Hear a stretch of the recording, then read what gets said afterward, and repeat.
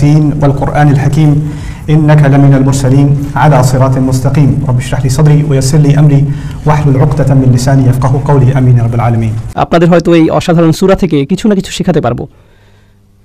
আমার আসলে প্রস্তুতি আগেই হয়ে গিয়েছিল, কিন্তু পরে ভাবলাম আবার প্রস্তুতি নেওয়া দরকার, তাই আজ সকালেই 10:30টার দিকে প্রস্তুতি শেষ হলো। তো গত রাতে আমি বলতে গেলে ঘুমোতেই পারিনি উত্তেজনার কারণে।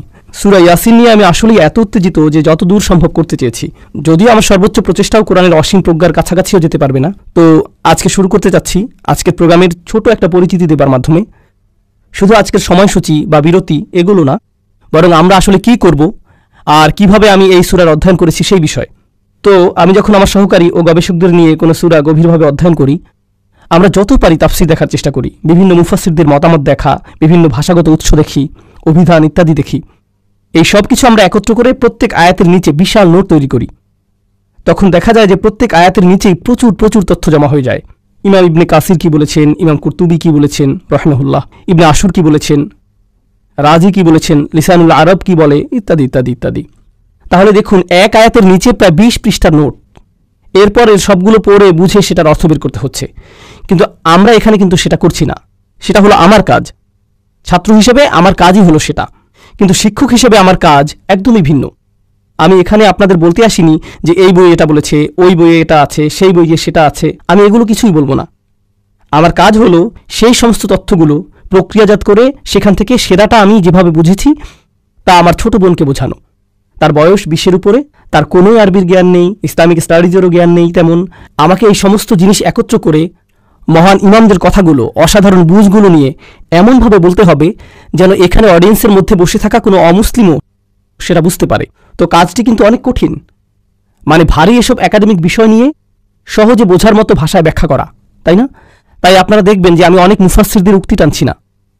আপনাদের অনেকেরই ইসলামিক স্টাডিজের ব্যাকগ্রাউন্ড আছে, তাই আপনারা আমাকে অনেক অনেক বেশি তাফসীর বা কোনো সাহাবী কি বলেছেন বা কোন হাদিসের ইসনাদ কেমন এইসব উল্লেখ করতে দেখবেন না।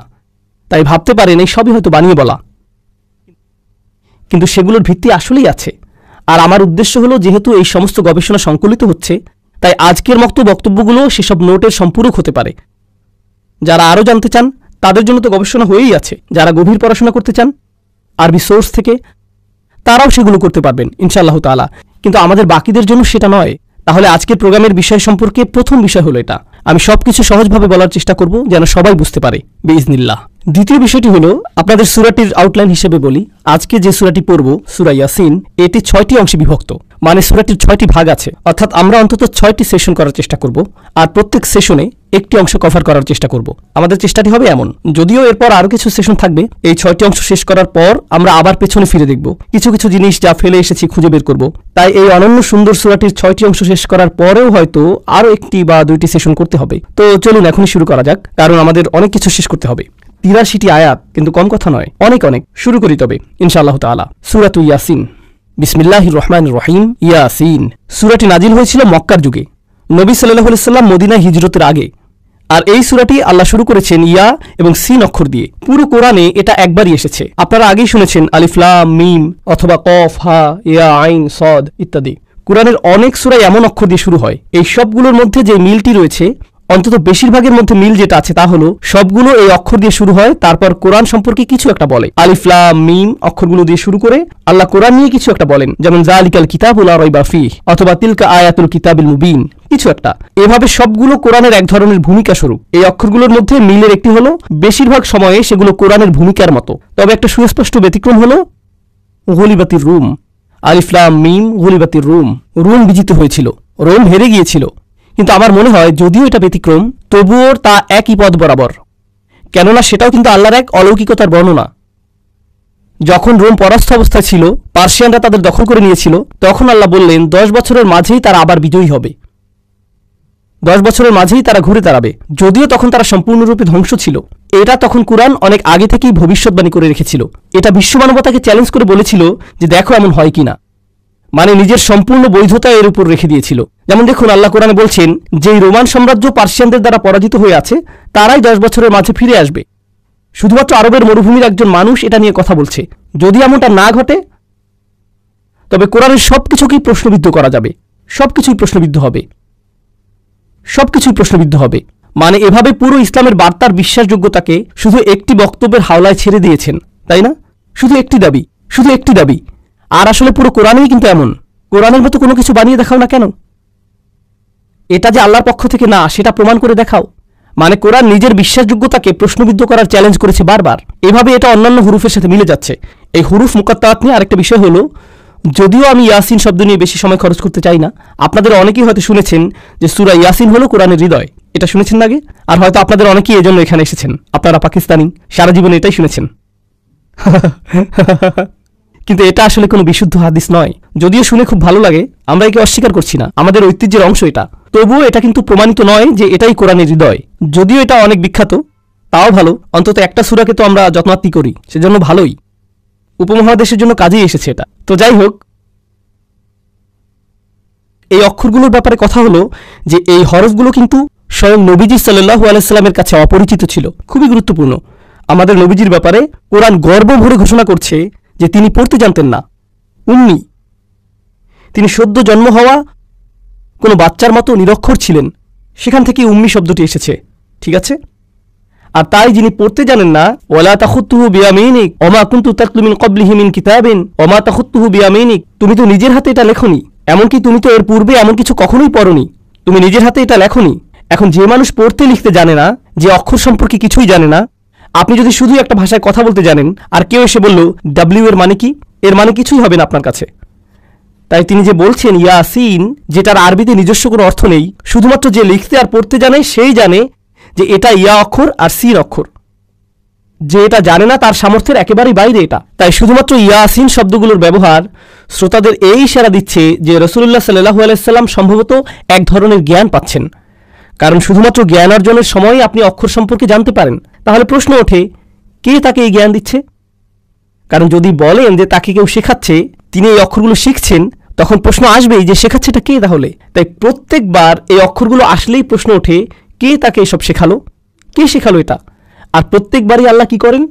অন্তত একটা ব্যতিক্রম বাদে তিনি কি করেন? কে শেখালো তার উত্তর দিয়ে দেন। এই বইটি ওহী শিখিয়েছে, আল্লাহ থেকে এসেছে এটা। তো এগুলো ছিল ইয়াসিন শব্দ নিয়ে কিছু কথা। এখন চলুন বিষয়বস্তুর কেন্দ্রে আসি। এটাই শুরু থেকে শেষ পর্যন্ত থাকবে। এই আয়াতে আমরা বারবার ফিরে আসবো। ওয়াল কুরআনিল হাকিম, আল্লাহ ওয়াদা করছেন, আল্লাহ বলছেন আমি ওয়াদা করছি। ওয়া অক্ষরটি এভাবেই অনুবাদ করছি, আমি কোরআন হাকিম দ্বারা ওয়াদা করছি। প্রজ্ঞাময় অনুবাদ করছি না, এখানে অনুবাদ করছি যে আমি কোরআন হাকিমের ওয়াদা করছি। আপনাদের অনেকেই এখনো আরবি জেনে না থাকলেও সমস্যা নেই, হাকিম শব্দটি আপনাদের ব্যাখ্যা করে দিচ্ছি, কারণ এর ভূমিকা ব্যাপক। তার আগে বলুন তো, প্রজ্ঞাময় কোরআন, কোরআন হাকিম দিয়ে আল্লাহ কি করছেন? তিনি বলছেন এটা দিয়ে কসম করছেন। তাই কোনো কিছু দিয়ে কসম করার মানে কি? আমাদের বুঝতে হবে কেন তিনি এটা করবেন। কোরআনের কোনো কিছু নিয়ে কসম করাতে বিশেষত্ব আছে। কোনো কিছু নিয়ে কসম করার ক্ষেত্রে কোরআনের অনন্যতার বিষয়টি আপনাদের দেখাবো আমি। কারণ আমি আপনিও তো কসম করি, আয় হায় আল্লাহর কসম আমি তোকে, তাই না? আমরাও এমন করি। কিন্তু যখন কোরআন করে সেটার কারণটা হয় অসাধারণ। এজন্য আমি আপনাদের এটা বোঝাতে চাচ্ছি। প্রথমত, কোরআন এটা করে আপনাদের মনোযোগ আকর্ষণ করার জন্য, আপনার মনোযোগের জন্য। আর এই মনোযোগটা আকর্ষণ করে অসাধারণ কোনো কিছুর ব্যবহারের মাধ্যমে, যেটা নিয়ে আপনি ভাবতে পারেন। আরও আছে, কোরআন যখন কিছু নিয়ে আপনার মনোযোগ আকর্ষণ করে, তখন সেটাই পরে যা বলা হবে সেটার পক্ষে প্রমাণ হয়ে দাঁড়ায়। এখন এটা শুনতে কঠিন মনে হচ্ছে, তবে সহজ করে বুঝিয়ে দিচ্ছি। আল্লাহ বলছেন আমি সময়ের শপথ করছি, ওয়াল আসর, আমি সময়ের কসম করছি। আপনারা বলতে পারেন সমস্যা নেই, হালাল, এটা খুতবা নয় যে পুণ্য কাটা যাচ্ছে। ওকে, তো তিনি শপথ করছেন কিসের? সময়ের। এর মানে হলো সময়ের শপথ করে যেন তিনি বলছেন আমি স্বয়ং সময়কে প্রমাণ হিসেবে উত্থাপন করছি, আমি সময়কে প্রমাণ বানিয়ে দিচ্ছি। কিসের প্রমাণ? ইন্নাল ইনসানা লাফি খুসর, যে নিঃসন্দেহে মানুষ ক্ষতির মধ্যে আছে। মানুষ যে ক্ষতির মধ্যে আছে তার সবচাইতে বড় প্রমাণই হলো সময়। দেখলেন? তাহলে পরবর্তী যেই বক্তব্য আসছে সেটাই শপথ হিসেবে প্রমাণ হলো। তাই যখন আল্লাহ বলেন ওয়াল কুরআনিল হাকিম, তখন কোরআনকে প্রমাণ হিসেবে আনা হচ্ছে, একে প্রমাণ হিসেবে আনা হচ্ছে। যেভাবে সময়কে প্রমাণ হিসেবে আনা হয়েছিল, তেমনি কোরআনকেও কোনো কিছুর প্রমাণ হিসেবে আনা হচ্ছে। তবে আগে কুরআনুল হাকিম নিয়ে কথা বলে নেই। আরবিতে আল হাকিম শব্দের তিনটি অর্থ আছে। এর তিনটি অর্থ হতে পারে। প্রথমটি আমি বাদ দিয়েছিলাম তখন, প্রজ্ঞা। কোরআন প্রজ্ঞাতে পরিপূর্ণ। দেখুন, প্রজ্ঞা বার্ধক্যের সাথে আসে, খুবই জটিল ভাষায় প্রজ্ঞা প্রকাশিত হয়। প্রাসঙ্গিক হলে তবেই মানুষ প্রজ্ঞাকে উপলব্ধি করতে পারে। অর্থাৎ আমার প্রজ্ঞাময় কোনো কথা যদি আপনার মাথার উপর দিয়ে চলে যায়, তবে একে আপনি কখনোই প্রজ্ঞা মনে করবেন না। তবে আমার কোনো উপদেশ যদি আসলে আপনার উপকারে আসে, তবেই আপনি এই প্রজ্ঞাকে উপলব্ধি করতে পারবেন। এজন্য প্রজ্ঞা বুঝতে হলে তাকে প্রাসঙ্গিক হতে হবে। আর প্রত্যেকবার যখনই নবী সাল্লাল্লাহু আলাইহি সাল্লাম কোরআন তেলাওয়াত করতেন, কেউ সেটা শুনলে সাথে সাথে ধাক্কা খেত যে আরে, এটা তো আমার সম্পর্কেই বলছে, আমাকেই তো উপদেশ দিচ্ছে, আমার ক্ষেত্রে এটা প্রাসঙ্গিক, আমার দরকার অনুযায়ী পরামর্শ দিচ্ছে। তাই কোরআন তার প্রজ্ঞাকে নিজের পক্ষে প্রমাণ হিসেবে আনছে। এটা বিশাল বড় কিছু, এতই প্রজ্ঞাময় যে মানুষের কর্ম হতেই পারে না। এটা বিশাল বড় কিছু। এখন দ্বিতীয় অর্থ, হাকিমের আরেকটি অর্থ হল হুকুম, অর্থাৎ যে জিনিসের রায় বা হুকুম দেবার ক্ষমতা আছে, মানে হুকুম বা হাকিম। হাকিম বলতে আরো বোঝায় শাসক বা গভর্নর। তাহলে কোরআন হলো হুকুমে পরিপূর্ণ। এখন বিষয় হলো, একজন মানুষ হিসেবে আমি বলতে পারি যে আমার ব্যক্তিগত জীবনে কোরআন অধ্যয়ন করতে গিয়ে আমার অনেক পুরনো মতামত পরিবর্তিত হয়েছে। কিছু বিষয় যা আমি অবধারিত সত্য বলে মনে করতাম, সেটা এখন আর মনে করি না। এভাবে আপনি যতই পড়াশোনা করবেন ততই শিখবেন, আপনার মতামতও সেভাবে পরিবর্তিত হবে। এমনকি একই সিলেবাস, একই সংবিধান পড়ার পরও একজন আইনজীবী যখন বিচারক হয়ে যান, তখন তাদের চিন্তাভাবনাতেও পরিবর্তন আসে, ঠিক কিনা? সময়ের সাথে ভিন্নভাবে চিন্তা করেন। এদিকে কোরআন হুকুম দিয়ে যাচ্ছে, আর এই 23 বছরের সময়কালে কোনো কিছু কি পরিবর্তন হয়েছে? এভাবে কি বলে যে না, আগে এভাবে বলতাম, এখন আর তা বলি না? না না না না, তার হুকুমে কোরআন একেবারেই ধ্রুব। তার রায় থেকে নড়াচড়া করে না সে। কখনো কখনো আপনার কোনো মতামত, রায় না কিন্তু শুধুই মতামত, আপনাকে ঝামেলায় ফেলে দেয়। মিডিয়া যদি মসজিদে এসে আপনার ইন্টারভিউ নিতে চায়, তবে কথা বলার আগে খুব চিন্তা ভাবনা করে নিতে হবে, কারণ তারা চালাকি করে আপনাদেরকে ফাঁদে ফেলতে পারে। তাই আপনাকে খুব সাবধান থাকতে হবে। কিন্তু কোরআন যখন কথা বলে, তখন কি পরিণতি নিয়ে চিন্তা করে? সম্ভবত এভাবে বলাটা ঠিক হবে না, ঝামেলায় পড়ব, এই বিষয়টা এড়িয়ে যাই, ওই প্রশ্নটা এড়িয়ে যাই। কোরআন সরাসরি বলে দেয়, স্পষ্ট রায় দিয়ে দেয়, স্পষ্ট রায় দিয়ে দেয়, যেন কর্তৃত্বের স্থান আছে তার। এখন ব্যাপার হলো, আপনাকে দুটো বিপরীত জিনিস বুঝতে হবে। নবী সাল্লাল্লাহু আলাইহি সাল্লাম তো শুধুমাত্র একজন মানুষ, খুব কম অনুসারী তখন, কোনো রাজনৈতিক অবস্থানেই নেই, কোনো সামরিক শক্তি নেই, কিছুই না। এদিকে আল্লাহ হলেন সর্বশক্তিমান, সর্বোচ্চ, তিনি গাইবে আছেন। কিন্তু যখন নবীজি কথা বলেন আলাইহিস সালাতু ওয়াস সালাম, আল্লাহর পক্ষ থেকেই বলেন, বিচারকের মতো বলেন, হুকুম দেন। কিন্তু তিনি তো এভাবে বলার মতো অবস্থানে নেই।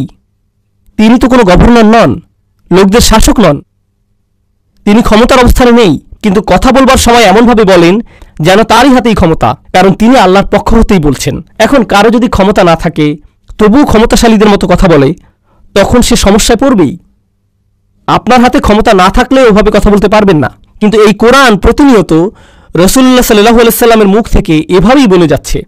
কখনো কখনো কোনো ছাত্র হঠাৎ করে শিক্ষকের বিরুদ্ধে কথা বলে ফেলে, কিংবা কোনো কর্মচারী তার বসের বিরুদ্ধে আওয়াজ তুলে ফেলে, কিংবা ধরুন আদালতে বসে থাকা কোনো বাদী বিচারকের বিরুদ্ধে আওয়াজ করে বসল, বা পুলিশ অফিসার তার স্বর উঁচু করে চিফের বিরুদ্ধে কথা বলল, বা হোয়াইট হাউসের কোনো কর্মচারী প্রেসিডেন্টের বিরুদ্ধে বলে উঠল। এরকম একবার হতেই সে ক্ষমা চাওয়া শুরু করে, সরি সরি সরি সরি আমি বুঝতে পারিনি, এমন হয় কি না, এমন হয় কি না। কিন্তু কোরআনের বেলায় সে স্বর উঁচু করছে, সেখানে ক্ষমতাশালীরা আবার এত রেগে যাচ্ছে, কিন্তু কোরআন কি ক্ষমা চায়? না, আবারও বলে, এরপর আবার বলে। এটা হলো হাকিম শব্দের দ্বিতীয় অর্থ। কোরআন কর্তৃত্বপূর্ণ, কোরআন রায় প্রদান করে, কোরআন কারোই পরোয়া করে না, প্রত্যেকবার একই কাজ করে। দ্বিতীয়টি হলো এটি হুকুম দেয় কোনো পরোয়া ছাড়াই। আর তৃতীয় অর্থটি হলো আমার সবচেয়ে পছন্দ, এটা ইহকাম বা মুহকামের সাথে সম্পৃক্ত।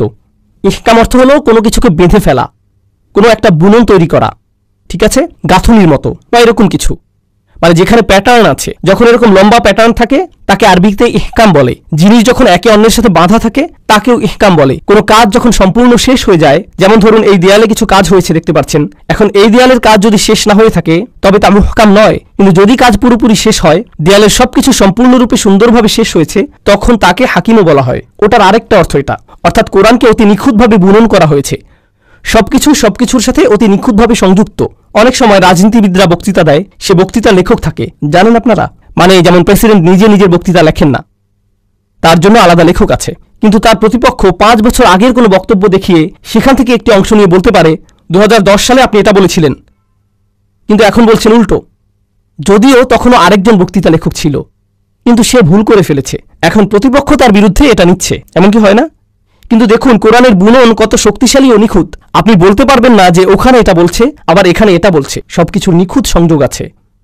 এমনকি আল্লাহ কোরআনে যা বলছেন তার সাথে নবীজির কথাও পুরোপুরি মিলে যায় সাল্লাল্লাহু আলাইহি সাল্লাম, পুরোটাই নিখুঁত বুননে আছে। তো এটা হলো তৃতীয় অর্থ। তাহলে চলুন আবারও দেখি ওয়াল কুরআনিল হাকিমের তিনটি অর্থ তাহলে কি কি? প্রজ্ঞা, এটা হুকুম দেয়, আর নিখুঁত বুননে বিদ্যমান। সবকিছু একে অপরের সাথে নিখুঁতভাবে সংযুক্ত, কোনো শিথিলতা নেই এখানে, এমন কোনো শব্দ নেই যেটা ভুলে পড়ে গেছে। সবকিছু গাঁথনি নিখুঁত, একদম ঠিক অবস্থানেই আছে, অতিরিক্ত নিখুঁত এই কোরআন। এই সবকিছুই আবার অন্য কিছুর প্রমাণ। এগুলো কিসের প্রমাণ? প্রমাণ এটাই যে কোনো সন্দেহ নেই আপনি অর্থাৎ মুহাম্মদ সাল্লাল্লাহু আলাইহি সাল্লাম নিঃসন্দেহে যাদের পাঠানো হয়েছে আপনি তাদের একজন। এই কোরআনই চূড়ান্ত প্রমাণ যে এটা আপনার নিজের বানানো কিছু নয়, কোনোভাবেই এটা আপনার নিজে নিজে করা সম্ভব না। এখন আমাদের বুঝতে হবে কেন এই প্রমাণ। কারণ একজন মানুষের তুলনায় কোরআনের প্রজ্ঞা অতিরিক্ত বেশি, এটা অসম্ভব। এর মধ্যে কর্তৃত্বের অবস্থান হতে হুকুম এতই বেশি যে কোনো একজন মানুষের পক্ষে তা সম্ভব নয়। বছরের পর বছর, দিনের পর দিন নিজেকে আরও বেশি বিপদে কোনো মানুষই ফেলে না। কোনো মানুষ কথা বলার কারণে ঝামেলায় পড়লে পরের দিন আরও বেশি কথা বলে নাকি কম কথা বলে, চেপে যায়, অথবা বিষয় বদলে ফেলে, কিংবা অন্য কোনো শহরে চলে যায়। অথচ তিনি একই লোকদের কাছে বারবার যাচ্ছেন, তারা আরও বেশি করে অপমান করেই যাচ্ছে। শুধু আপনি চান বলে এমন করছেন তা হতেই পারে না। আপনি একা নন, আপনাকে পুশ করা হয়েছে, আপনাকে মিশন দেয়া হয়েছে সাল্লাল্লাহু আলাইহি সাল্লাম। আর 3 নম্বরটা ছিল যে অন্য কোনো কথার মতোই নয়। ব্যাপারটা যোগাযোগ মনোবিজ্ঞানের দৃষ্টিকোণ থেকে বোঝার চেষ্টা করুন, খুবই মজার জিনিস, ঠিক আছে? এই মুহূর্তে আমি আপনাদের সাথে কথা বলছি, পড়ছি না, কিন্তু যদি কোনো তাফসিরের বই খুলি বা ধরুন গুগল গ্লাস পড়ে আছি, লেখাগুলো স্ক্রল করছে চোখের সামনে, সেখান থেকে তাফসির পড়ছি, বা শেক্সপিয়ারের কিছু মুখস্থ করেছি, সেটা আপনাদের মুখস্থ বলছি, আপনারা কি বুঝবেন না যে ওটা আমার বক্তব্য নয়? কি বুঝতে পারবেন না যে ওটা আসলে আমার কথা বলছি না, বরং পড়ছি? বুঝতে পারবেন তো? কারণ আমি যেভাবে কথা বলি, যেভাবে শেক্সপিয়ার কথা বলে, বা যেভাবে সংবিধান কথা বলে, বা আমার নিজের রচনা যেভাবে বলে, সবই ভিন্ন ভিন্ন। বরং আমি যেভাবে কথা বলি সেভাবে তো লিখিও না, আমার লেখাগুলো তো আরো অনেক বেশি ফর্মাল, আর যখন কথা বলি সেটা অনেক ইনফর্মাল। নবী সাল্লাল্লাহু আলাইহি সাল্লামের কাছে কি কাগজ আছে? না। আর থাকলেও কিছু যায় আসে না, কারণ জানেন যে তিনি পড়তে পারতেন না। কিন্তু তিনি যখন কোরআন তেলাওয়াত শুরু করেন, প্রত্যেকেই বুঝতে পারে যে এর গাঁথনি এতই শক্ত যে সেখানেই কোনো আচ্ছা আবার রিপিট করি এমন কিছুই নেই। মানুষের কথার তুলনায় কোরআন অতিরিক্ত নিখুঁত। তিনি বলছেন না, অন্য কেউ এটা রচয়িতা। তো এখন এই আয়াতে আরেকটা জিনিস বোঝার আছে, তা হলো আল্লাহ বলছেন আপনি তাদের একজন যাদেরকে প্রেরণ করা হয়েছে। কিন্তু এখানে তো প্রশ্ন চলে আসে, সেই প্রশ্নটি হলো কে প্রেরণ করেছে? আল্লাহ তো বলেননি ইন্নাকা লামিনাল মুরসালিনা মিনাল্লাহ, তিনি তো মিনাল্লাহ যোগ করেননি। তিনি তো বলেননি যে আপনি আল্লাহর পক্ষ হতে প্রেরিতদের একজন।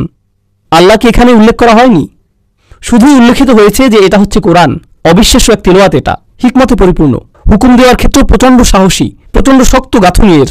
এটা তার পক্ষ থেকে হতেই পারে না, কেউ না কেউ তাকে প্রেরণ করেছে। আমরা এখনো জানি না তিনি কে, বুঝতে পারছেন? তাহলে রহস্য তৈরি করা হয়েছে, তবে উত্তর দেয়া হয়নি এখনো। আর সামনে আগানোর আগে আরেকটা জিনিস বলতে চাই, ইন্নাকা লামিনাল মুরসালিন নিয়ে আরো 3টা জিনিস। আল্লাহ কার সাথে কথা বলছেন? তিনি বলছেন নিঃসন্দেহে তুমি প্রেরিতদের একজন। তাহলে কার সাথে কথা বলছেন? তিনি নবীজির সাথে কথা বলছেন। কুরাইশদের বলার পরিবর্তে নিঃসন্দেহে তিনি রাসূলদের একজন, তিনি প্রেরিতদের একজন, এভাবে তিনি বলেননি। তিনি তাদের সাথে কথাও বলছেন না, কাফিরদের সাথে আল্লাহর কথাই হচ্ছে না, তিনি স্বয়ং নবীর সাথে কথা বলছেন সাল্লাল্লাহু আলাইহি সাল্লাম। কেন জানেন? কারণ কাফিররা তাকে মিথ্যুক বলছে, এসব আজে বাজে বলেছে। এখন কেউ আপনাকে পাগল বলল, আপনি হয়তো অপছন্দ করবেন। আরেকজন পাগল বললে, এরপর 100 জন আপনাকে পাগল বললে আপনি কি ভাবা শুরু করবেন? মনে হয় আমি আসলেই পাগল।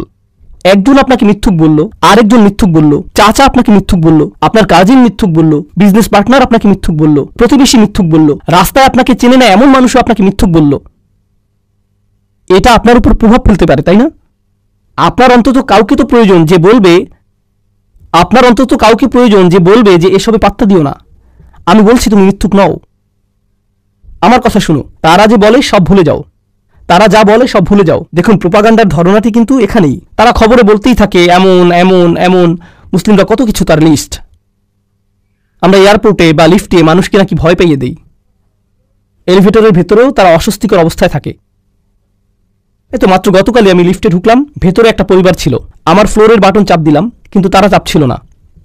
তো আমি ভাবলাম হয়তো তারা আমার ফ্লোরেই যাবে। তো যখন আমার ফ্লোরে লিফট আসলো, আমি ভদ্রতা করে, কারণ মহিলা বাচ্চারা ছিল, তাদের জায়গা করে দিলাম। তারা উল্টো আমাকে আগে যেতে বলল। আমি অবাক হয়ে বের হয়ে আসলাম। এরপর তারা বাটন চাপা শুরু করলো। ওকে